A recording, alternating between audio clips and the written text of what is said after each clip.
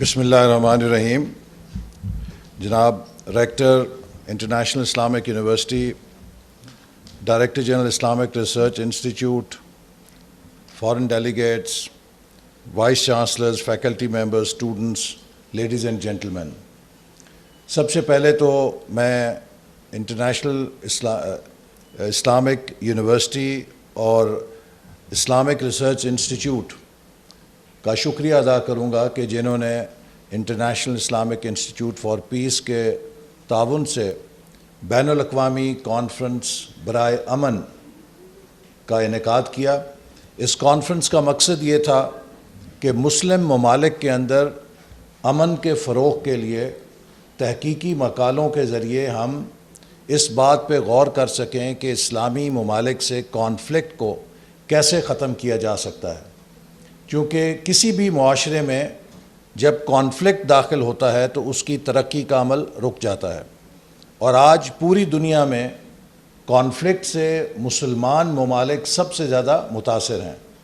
اس کی مذہبی وجوہات بھی ہیں، اس کی سیاسی وجوہات بھی ہیں، اس کی اقتصادی وجوہات بھی ہیں اور اس کی سماجی وجوہات بھی ہیں. لہٰذا اگر آج مسلمان ممالک نے جو دنیا کے 20% آبادی پہ مشتمل ہیں، یہ سنجیدگی سے سوچنا ہے کہ کیوں کر دنیا میں عالمی معیشت میں ان کا فقط 7% حصہ ہے، کیوں کر آج دنیا کی ترقی میں وہ بحیثیت تہذیب، علم اور تحقیق میں تمام تہذیبوں سے پیچھے رہ گئے ہیں.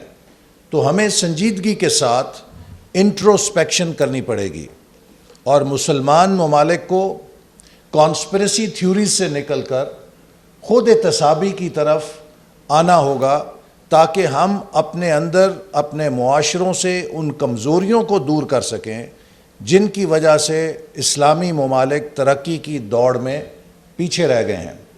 آج 21ویں صدی میں دنیا بہت تیزی کے ساتھ آگے بڑھ رہی ہے. دنیا میں اس سے بڑی تبدیلی رونما ہو چکی ہے جو صنعتی انقلاب کے دور میں پیدا ہوئی تھی. صنعتی انقلاب میں انسانی تمدن اور معیشت نے پہیے کی رفتار سے ترقی کی تھی، جبکہ اس سے پہلے زرعی معیشت میں گھوڑے کی رفتار سے ہارس سپیڈ کے ساتھ انسانی تہذیب اور معیشت موو کرتی تھی. لیکن پھر ویل اور انجن آیا اور سٹیم انجن آیا اور پھر جیٹ انجن آیا اور اس جیٹ انجن کی رفتار سے انسان کی ترقی کا سفر آگے بڑھا. لیکن جب سے ڈیجیٹل ریولوشن آیا ہے، اب ترقی کی دوڑ الیکٹران کے سپیڈ سے وابستہ ہو گئی ہے. پلک جھپکتے حقیقتیں بدل جاتی ہیں اور آج یہ کہا جاتا ہے کہ ماضی میں big use to eat small, today fast eats the slow. وہ برق رفتاری اگر ہم نے حاصل نہ کی جس سے دیگر قومیں آگے بڑھ رہی ہیں تو خدشہ اور خطرہ یہ ہے کہ ہم مزید عالمی سطح پر پیچھے رہ جائیں گے. ایسا کرنے کے لیے ضروری ہے کہ ہم اپنے معاشروں کو امن کا گہوارہ بنائیں، چونکہ ترقی کا عمل امن کے ساتھ وابستہ ہے. یہ چولی دامن کا ساتھ ہے. آج تک انسانی تاریخ میں کوئی ایک مثال ایسی نہیں ہے کہ کسی معاشرے نے امن اور استحکام کے بغیر ترقی کو حاصل کر لیا ہو. اور امن اور استحکام حاصل کرنے کے لیے ضروری ہے کہ کسی بھی ریاست کو اس کے بنیادی اصولوں پر اس کے نظام میں استحکام لانے کے لیے ایک کنسنسس کے ذریعے چلایا جائے. اس میں اس کے بنیادی اساس پر جو کنسنسس ایگزسٹ کرتا ہے اسے عمل کے اندر اختیار کیا جائے. پاکستانی ریاست آج اگر مختلف کانفلکٹس کا شکار ہے تو ہم یہ دیکھتے ہیں کہ آج پاکستان کی ریاست میں جو اتفاق رائے ہے وہ پاکستان کے آئین کے اوپر ہے. پاکستان کا آئین وہ دستاویز ہے جس کو پاکستان میں رہنے والا ہر صوبے کا شہری، ہر سوچ کا شہری، چاہے وہ مذہبی ہے، چاہے وہ سیکولر ہے، چاہے وہ قوم پرست ہے، چاہے وہ کسی بھی سیاسی دھارے سے تعلق رکھتا ہے. آج 22 کروڑ عوام اگر اتفاق رائے رکھتے ہیں تو وہ اس ملک کے آئین پر رکھتے ہیں کہ اس ملک کو کیسے چلانا ہے. اگر ہم اس آئین کو عمل درآمد کے میدان سے باہر رکھیں گے اور یہ صرف ایک ہوائی دستاویز رہے گی تو پھر وہ اختلافات، وہ کانفلکٹس جو ہمارے معاشرے میں مختلف وجوہات سے پیدا ہو رہے ہیں، ہم کبھی انہیں حل نہیں کر سکیں گے. اور اس اتفاق رائے کو برقرار رکھنے کے لیے، جیسے کل بھی میں نے کہا کہ ہمیں اپنے معاشرے میں مکالمے کی روایت کو فروغ دینا ہوگا. جس معاشرے میں اختلاف رائے کو مکالمے سے حل نہیں کیا جاتا، جس معاشرے میں اختلاف رائے کو تشدد کے ذریعے حل کرنے کی کوشش کی جاتی ہے، وہ معاشرہ کبھی ترقی نہیں کر سکتا. آج پاکستان کے اندر اور عالم اسلام میں بڑھتی ہوئی عدم برداشت ہمارے لیے ایک اپنی بقا کا خطرہ بن چکی ہے. کیونکہ اگر ہم نے ان رویوں کی اصلاح نہ کی تو کبھی ہمارے اندر فکری ترقی نہیں ہو سکے گی، کبھی ہمارے اندر وہ اتفاق رائے نہیں ہو سکے گا جو ہمیں امن اور استحکام کی طرف لے کے جا سکے گا. ہم انٹرنلی کانفلکٹس کا شکار رہیں گے، اور جو معاشرے کانفلکٹس کا شکار رہتے ہیں انہیں کسی دشمن کی ضرورت نہیں رہتی. تاریخ میں مختلف مقامات پہ مختلف معاشرے تباہی کی طرف بھی گئے ہیں اور ترقی کی طرف بھی گئے ہیں. فرق کس چیز نے ڈالا ہے؟ فرق لیڈرشپ نے ڈالا ہے. اور یہ لیڈرشپ جس سوسائٹی میں جتنی ڈسپرسڈ ہوتی ہے اتنا وہ معاشرہ توانا ہوتا ہے. جس معاشرے میں لیڈرشپ مرکوز ہوتی ہے چند افراد کے گرد اور باقی ان کو شیپ کی طرح یا بھیڑ بکریوں کی طرح فالو کر رہے ہوتے ہیں، وہ معاشرہ کبھی ترقی نہیں کر سکتا. وہ پھر اسی طرح تشدد اور فساد کی طرف گامزن ہوتا ہے جس کی طرف چند مٹھی بھر لوگ اس کو پھینک دیتے ہیں. پاکستان ایک نوجوانوں کا ملک ہے. اس کے مستقبل کا دار و مدار سب سے زیادہ اس کی نوجوان آبادی کے اوپر ہے. امریکہ کے سابق صدر ہوور نے ایک دفعہ کہا تھا کہ older men declare war and younger people fight the wars and die in the wars. ہمیشہ معاشروں کو بوڑھے لوگ فساد کی طرف دھکیلتے ہیں، لیکن اس فساد کی قیمت نوجوان ادا کرتے ہیں. نوجوان اس فساد کی بھینٹ چڑھتے ہیں، وہ اس کا ایندھن بنتے ہیں، وہ اس کا چارہ بنتے ہیں.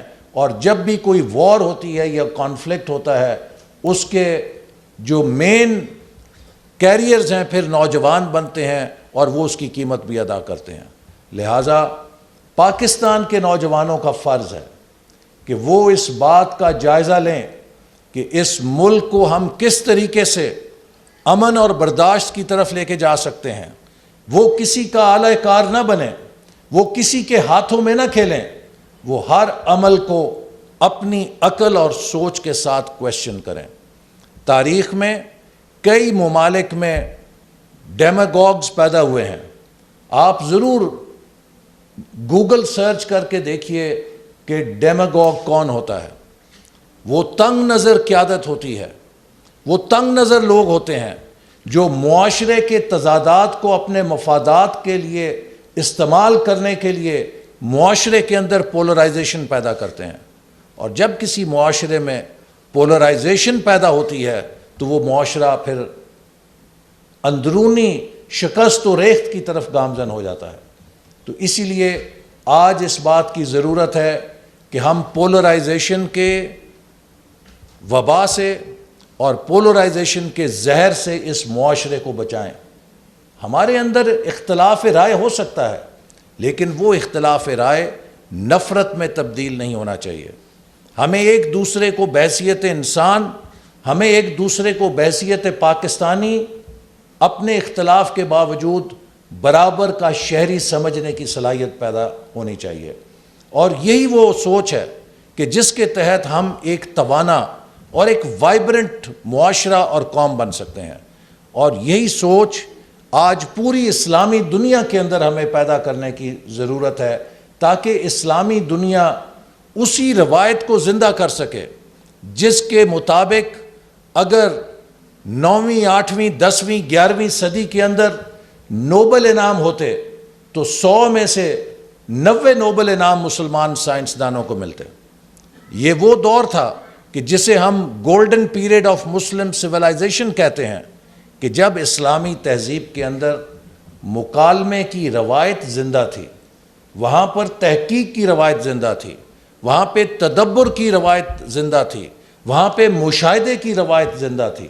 اور جب ہم نے مشاہدے کی، تفکر کی، تدبر کی، inquiry, reflection, observation, critical thinking, یہ روایات کو دم توڑ دیا اور اس کی جگہ ڈوگمے نے لے لی کہ ہم مقلد ہو گئے، لکیر کے فقیر ہو گئے۔ ہم نے اس سوچ کو اور اس ہتھیار کو جو اللہ تعالیٰ نے ہمیں قرآن مجید میں ہمیں عطا کیا کہ تم آبزرو کرو اور تم عقل کو استعمال کرو، ہم نے جب مشاہدہ بھی ختم کر دیا، عقل کا استعمال بھی سیل بند کر کے کسی سیف کے اندر بند کر دیا، تو ہم پھر دوسروں کا اعلی کار بن گئے اور جیسے ہمارے دشمنوں نے چاہا ہمیں استعمال کیا۔ تو لہٰذا آج کے اسکالرز کا یہ چیلنج ہے کہ ہم کس طریقے سے علم اور تحقیق کی اس روایت کو زندہ کریں جس سے ہم اپنے مسائل کو سمجھیں اور سلجھانے کی صلاحیت حاصل کریں اور مکالمے کے ذریعے اپنے اختلافات کو دور کریں۔ علامہ اقبال نے کیا خوبصورت بات کی تھی کہ جہان تازہ کی افکار تازہ سے ہے نمود، کہ سنگ و خشت سے ہوتے نہیں جہاں پیدا، پتھروں کے ساتھ جہاں پیدا نہیں ہوتے۔ اگر آپ نے جہان تازہ پیدا کرنے ہیں تو اس کے لیے افکار تازہ کی ضرورت ہے، اور اگر آپ ڈوگما کا شکار ہوں گے، اپنی عقل پہ تالے ڈال دیں گے اور اپنے عقل کا استعمال جسے اللہ تعالیٰ نے انسان کو کہا ہے کہ وہ کرے تو اسے بند کر دیں گے، تو پھر ہم تباہی کی طرف چلے جائیں گے۔ جب حضرت آدم علیہ السلام کی صورت میں اللہ تعالیٰ نے ہمیں تخلیق کیا تو فرشتوں کو جب ہمیں سجدہ کرنے کی حکم ہوا تو فرشتوں کا بنیادی تحفظ یہ تھا کہ ہم عبادت کے لیے موجود ہیں، تو اس نئی مخلوق کی کیا ضرورت ہے؟ اور اللہ تعالیٰ نے جو ڈسٹنکشن حضرت آدم علیہ السلام کو دی، قرآن میں اللہ نے کہا کہ میں نے انہیں کائنات کے نام سکھائے، کائنات کی جو علم ہے وہ ان کو میں نے دیا۔ اور جب اللہ تعالیٰ نے فرشتوں سے وہ سوال پوچھا ان کے پاس جواب نہیں تھا، اور حضرت آدم علیہ السلام کو جب کہا کہ بتائیں تو انہوں نے کائنات کا علم اور نومن نام کیا ہوتا ہے، نومن ہوتا ہے، اور نومن کے اندر وہ پورا ڈسپلن بند ہوتا ہے۔ تو اللہ تعالیٰ نے حضرت آدم علیہ السلام کو اس کائنات کا علم سکھایا، اور اس علم کی بنا پر انسان کو فرشتوں کے اوپر برتری حاصل ہوئی۔ لیکن آج اس کائنات کے علم کے میدان میں مسلمان کہاں کھڑے ہیں؟ کیا ہمارے پاس اسپیس ٹیکنالوجی کی کوئی صلاحیت ہے؟ آج اگر اسپیس جس کہکشاں اور جس کائنات کو بار بار قرآن نے کہا ہے کہ غور کرو، دیکھو، مسلمان ممالک میں کسی کے پاس صلاحیت نہیں ہے کہ وہ اس کائنات کا مطالعہ کر سکیں۔ آج کون کر رہا ہے کائنات کا مطالعہ؟ یورپ کر رہا ہے اور امریکہ کر رہا ہے، یا روس کر رہا ہے یا چین کر رہا ہے۔ کوئی ایک اسلامی ملک ایسا نہیں ہے جس میں کائنات کی وسعت کے اوپر، کائنات کی حقیقت کے اوپر کوئی قابل ذکر تحقیق کا مرکز ہو، اور یہی تقریباً کہانی ہر شعبے کے اندر ہے۔ تو ہمیں آج اپنا تعلق دوبارہ علم کے ساتھ، تحقیق کے ساتھ، اور ان کریٹیکل تھنکنگ، انکوزیٹو مائنڈز، ان چیزوں کو دوبارہ پیدا کرنا ہے، اور اس کے ساتھ ساتھ اپنی اور دوسروں کے درمیان خیالات میں اگر اختلاف ہے تو ان اختلافات کو بندوق کے ذریعے، گولی کے ذریعے، بموں کے ذریعے نہیں حل کرنا۔ ہم نے اپنے اختلافات کو آمنے سامنے بیٹھ کے مکالمے کے ذریعے حل کرنا ہے، اور جب ہم اتفاق کریں تو اس بات کو سمجھیں کہ شاید ہمارا 100% اتفاق نہیں ہو سکتا، اور جس چیز پر اختلاف ہوگا اس کے باوجود ہم ایک جیسے ہو سکتے ہیں. To be equal we don't necessarily have to be same. We can be different and yet we can be equal. یہ وہ فلسفہ ہے جس کے اوپر جب ہم قائم ہوں گے تو پھر معاشروں میں امن کی بنیادیں مضبوط ہوتی ہیں. لیکن اگر ہم یہ سمجھیں کہ میں ہی حق ہوں اور میرے علاوہ سب باطل ہے، میں ایبسلیوٹ ٹروتھ ہوں، اور جو میری بات سے اتفاق نہیں کرتا وہ بالکل فاسق ہے، کافر ہے، منکر ہے، غدار ہے، چور ہے، ڈاکو ہے، اور میری منوپلی ہے، میری اجارہ داری ہے کسی ایک فرد کی یا کسی ایک گروہ کو، جب یہ زوم ہو جائے کہ اس کی وطنیت کے اوپر، اس کی ایمان کے اوپر، اس کی دیانت کے اوپر اجارہ داری ہے، تو پھر وہ فساد کا راستہ ہوتا ہے. چونکہ پھر بائی ڈیفینیشن وہ ہر کسی سے لڑتا ہے. لیکن ہمیں یہ محسوس کرنا چاہیے اور سمجھنا چاہیے اور یقین ہونا چاہیے کہ اگر کوئی میری رائے سے اختلاف کرتا ہے تو ہو سکتا ہے کہ اس کے پاس اس کی دلیل ہو، لیکن وہ مجھ جیسا ہی پاکستانی ہے، وہ مجھ جیسا ہی انسان ہے، وہ مجھ جیسا ہی اہل ایمان ہے، اور یہ اختلاف رائے کا ہمیں کوئی ایک دوسرے پر برتری یا دوسرے کو کمتر انسان نہیں بناتا. اس ٹالرنس کے جذبے کے ساتھ، کو ایگزسٹنس کے ساتھ ہم امن حاصل کر سکتے ہیں. اور جیسے میں نے کہا کہ آپ سب نوجوان ہیں، آپ کے رویے، نوجوانوں کے رویے پاکستان کے فیوچر کو ڈیفائن کریں گے. اگر پاکستان کی نوجوان نسل پولرائزیشن کو اور ڈیمیگوگری کو اڈاپٹ کرے گی تو پھر ہمیں تباہی سے کوئی نہیں بچا سکتا. جرمن قوم بہت توانا قوم تھی. جرمن قوم یورپ کے اندر بڑی علم والی قوم تھی، لیکن وہاں ایک ہٹلر کی صورت میں ڈیمیگوگ لیڈر پیدا ہوا اور اس نے جرمن قوم کی مت مار دی. اور پڑھے لکھے پی ایچ ڈی لوگ، اسکالرز، بڑے بڑے ڈگریوں والے اس کے پیچھے، اس تعصب کے پیغام کے پیچھے لگ گئے. اور اس کے بعد آپ نے دیکھا کہ جرمن اس ہسٹری کے دور میں قوم نے دنیا کے ساتھ کیا جنگیں کیں اور خود اپنی کتنی تباہی کی، اور اس حد تک تباہی کی کہ آج آپ کسی جرمن سے اس دور کے بعد بارے میں بات کریں تو وہ کہتے ہیں پلیز ڈونٹ ڈسکس. ہم اس اپنی ہسٹری کے باب کے بارے میں شرمندہ ہیں اور ہم اس پہ بات نہیں کرنا چاہتے. تو یہ وہ لیسنز ہیں ہسٹری کے کہ جب کسی قوم کے اندر ڈیمیگوگری پیدا ہوتی ہے تو وہ اس قوم کو تباہ کر دیتی ہے.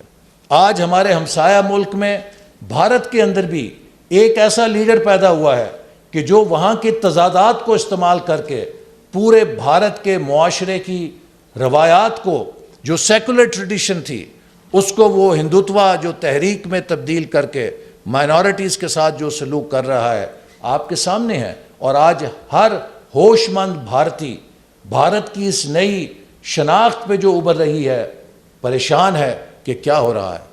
امریکہ جیسی جمہوریت کے اندر ایک ایسا لیڈر پیدا ہوا کہ جس نے پورے امریکہ کو ہلا دیا، اور آج بھی وہ ایک حقیقت کے طور پہ وہاں موجود ہے. پڑھی لکھی قوم ہے، تعلیم یافتہ قوم ہے، لیکن جب آپ کسی قوم میں تعصب کو جگا دیتے ہیں، کسی گروہ میں تعصب کو بیدار کر دیتے ہیں تو پھر وہ اندھی ہو جاتی ہے. جیسے میں نے کل کہا کہ سب سے بڑا دشمن امن کا تعصب ہے اور نفرت کا جذبہ ہے. جب ذہنوں میں تعصب اور نفرت کے بیج بو دیے جاتے ہیں تو وہ سیلف ڈسٹرکشن کے ایٹم بم بن جاتے ہیں. ہمیں ان نفرت اور تعصب کے رویوں اور رجحانوں سے بچنا ہے. یہی امن کا راستہ ہے، اور امن کے راستے پہ چلنے کے لیے ہمیں ایک دوسرے کو برداشت کرنے اور ایک دوسرے سے مکالمہ کرنے کی صلاحیت کو حاصل کرنا ہے. اسی طرح میں یہ ضرور کہنا چاہوں گا کہ جیسے میں نے شروع میں کہا کہ آج ہم جو پیچھے رہ گئے ہیں اس کی بڑی وجہ ہماری علم کی کامیابی ہے، اور وہ وجہ تحقیق کی روایت ختم ہونے پہ ہے. علامہ اقبال سے بہتر الفاظ کسی نے نہیں کہے، میں ان پہ بات ختم کرتا ہوں، اور یہ وہ پیغام ہے جو ہر نوجوان کو اپنے ساتھ باندھ لینا چاہیے۔ اقبال نے کہا، آتی ہے دم صبح صدا عرش بری سے، کھویا گیا کس طرح تیرا جوہر ادراک، کس طرح ہوا کند تیرا نشتر تحقیق، ہوتے نہیں کیوں تجھ سے ستاروں کے جگر چاک، مہر و انجم نہیں محکوم تیرے کیوں تیری نگاہوں سے لرزتے نہیں افلاک۔ یہ وہ روایت ہے کہ جسے ہمیں زندہ کرنے کی ضرورت ہے کہ ہماری نگاہوں سے افلاک لرزیں۔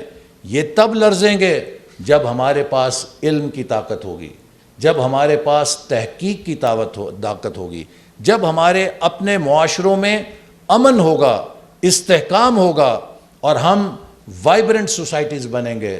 تو آج مسلمانوں کو ضرورت ہے کہ ہم ری انویگریٹ کریں اس جذبے کو، اس روایت کو جس نے مسلمان تہذیب کو بلند کیا تھا، سر بلند کیا تھا۔ اگر ہم ان رجحانات کو اپنائیں گے کہ جس سے مسلم معاشرے آپس میں تضادات کا شکار ہوں گے، جس میں عدم برداشت کا شکار ہوں گے، تو پھر ریاست مدینہ نہیں بنتی، پھر ریاست بدامنی بنتی ہے، ریاست فساد بنتی ہے، ریاست بربادی بنتی ہے۔ ریاست مدینہ کا سبق نبی کریم صلی اللہ علیہ وسلم نے امن، اخوت، بھائی چارہ اور ہم آہنگی کے ذریعے دیا تھا۔ انہوں نے ایک مسلمان کی جان کو بھی پوری انسانیت کا قتل قرار دیا، اور ایک غیر مسلم کی جان کو بھی انسانیت کا قتل قرار دیا۔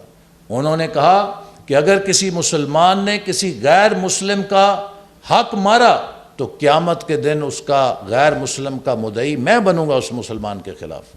تو یہ وہ تعلیمات ہیں جو ہمارے نبی، ہمارے رسول صلی اللہ علیہ وسلم نے ہمیں دی ہیں، اور آج آپ عمل دیکھیں کہ ہم ایک دوسرے کے سر پھاڑ رہے ہیں، ایک دوسرے کے خلاف تشدد پہ لوگوں کو ابھار رہے ہیں، اور ہم گمان کرتے ہیں کہ اس تشدد، عدم برداشت، اس نفرت کے رجحان کے ذریعے ہم شاید ایک مستحکم ریاست قائم کر لیں گے۔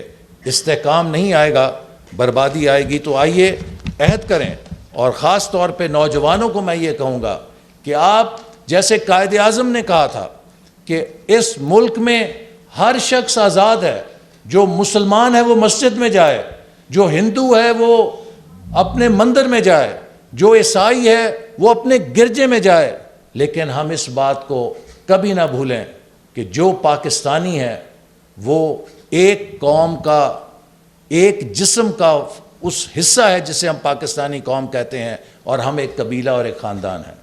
آپ سیاسی طور پہ بھی آزاد ہیں کہ جس کو مرضی پسند کریں، لیکن آپ کی سیاسی پسند آپ کو دوسروں سے نفرت کرنے پہ نہ ابھارے، کیونکہ جب یہ جذبہ آتا ہے تو پھر ڈیموکریسی نہیں ہوتی، پھر فیشزم ہوتا ہے۔ تو let us learn to live as a pluralist society. اگر ہم پلورلزم کو اختیار نہیں کریں گے اور ایک ایسی سوسائٹی نہیں بنیں گے کہ جس میں بقائے باہمی ہم اختیار کریں، تو پھر ہمارے رویے ہمیں تشدد سے کبھی واپس نہیں لا سکیں گے۔ تو میری دعا ہے کہ یہ جو کانفرنس ہے، اس کے جو مقالے پڑھے گئے، ان کے ذریعے ہمیں مدد ملے گی کہ ہم امن کی راہوں کو اپنے ملک میں اور اسلامی دنیا کے اندر فروغ دینے میں رہنمائی حاصل کر سکیں۔ چونکہ جو ایویڈنس بیسڈ پالیسی ہوتی ہے، جو ریسرچ بیسڈ پالیسی ہوتی ہے، اس کی کامیابی کے زیادہ امکان ہوتے ہیں۔ پاکستان زندہ باد۔